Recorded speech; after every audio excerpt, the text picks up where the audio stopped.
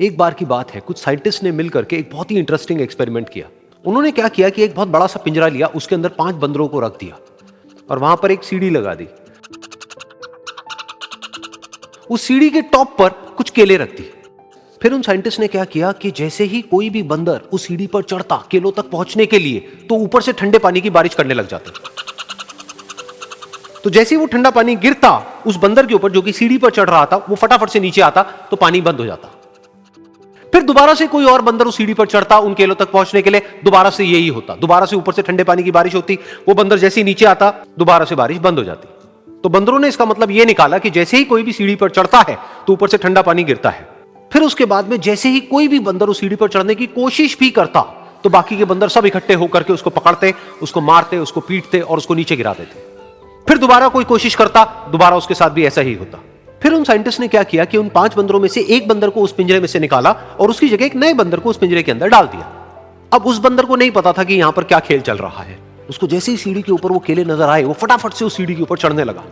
अब की बार साइंटिस्ट ने कोई बारिश नहीं करी, लेकिन फिर भी जो बाकी के बंदर थे उन्होंने इसको पकड़ा, सीढ़ी से नीचे उतारा और मारने पीटने लग गए। इस बंदर को समझ नहीं आया कि मेरे को क्यों मारा जा रहा है, तो उसने दोबारा कोशिश करी। जैसे उसने दोबारा कोशिश करी, दोबारा से उन 4 बंदरों ने वही किया। तो अब इस नए बंदर के दिमाग में क्या बैठ गया कि सीढ़ी पर चढ़ना मना है, अगर सीढ़ी पर चढ़ते हैं तो मार पड़ती है। उस सीढ़ी पर चढ़ना क्यों मना है और क्यों मार पड़ती है वो उसको नहीं पता था, बट उसके दिमाग में यह बैठ गया कि इस सीढ़ी पर नहीं चढ़ना है, ना किसी को चढ़ने देना है। फिर दोबारा से उन साइंटिस्ट ने क्या किया कि जो पुराने 4 बंदर थे उसमें से एक बंदर को निकाला और एक नए बंदर को उसी जगह पर डाल दिया। अब इस नए बंदर ने भी वही किया जो इससे पहले वाले ने किया था, यानी कि वो भागता हुआ गया, उस सीढ़ी के ऊपर चढ़ने की कोशिश करी, उन केलों तक पहुंचने की कोशिश करी। बाकी 4 इकट्ठे हो गए और उन्होंने उसको मारा पीटा, सीढ़ी से नीचे गिरा दिया। उसको कुछ समझ नहीं आया, उसने दोबारा कोशिश करी, दोबारा उसके साथ यही हुआ। और अब इस बंदर के दिमाग में भी यही बैठ गया कि सीढ़ी पर चढ़ना मना है और सीढ़ी पर चढ़ने से मार पड़ती है।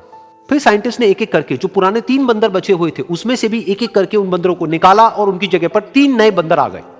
अब ये 5 बंदर नए थे और किसी को भी ये नहीं पता था कि उस सीढ़ी पर चढ़ना मना क्यों है, लेकिन उन सबके दिमाग में बैठा हुआ था कि सीढ़ी पर चढ़ने से मार पड़ती है। तो कोई भी कोशिश नहीं कर रहा था, जबकि अब कोई ठंडे पानी की बारिश भी नहीं हो रही थी। वो चाहते तो आराम से उस सीढ़ी पर चढ़ते, केले तोड़ते और आपस में बांट करके खा लेते। बिल्कुल ऐसा ही हम लोगों के साथ भी होता है, यानी कि इंसानों के साथ भी होता है। हजारों साल पहले कोई प्रथा बनी होती है, कोई रीति रिवाज होता है जिसके पीछे कोई ना कोई वजह होती है, लेकिन वो वजह खत्म होने के बाद भी वो प्रथा चलती रहती है, वो रीति रिवाज चलते ही रहते हैं। किसी में इतनी हिम्मत नहीं होती है ये पूछने की कि हम क्या कर रहे हैं, क्यों कर रहे हैं। बस सबको ये पता होता है कि ऐसा ही होता है। तो वो एक्सपेरिमेंट जिसके बारे में अभी मैंने आप लोगों को बताया, यानी कि वो बंदरों का एक्सपेरिमेंट, उसमें तो बेचारे बंदर हैं, जानवर हैं, उनको नहीं पता है कि क्वेश्चन कैसे पूछते हैं। लेकिन अगर हम इंसान होने के बावजूद भी क्वेश्चन ना करें तो हमारे में और जानवरों में क्या फर्क है, सोचिए।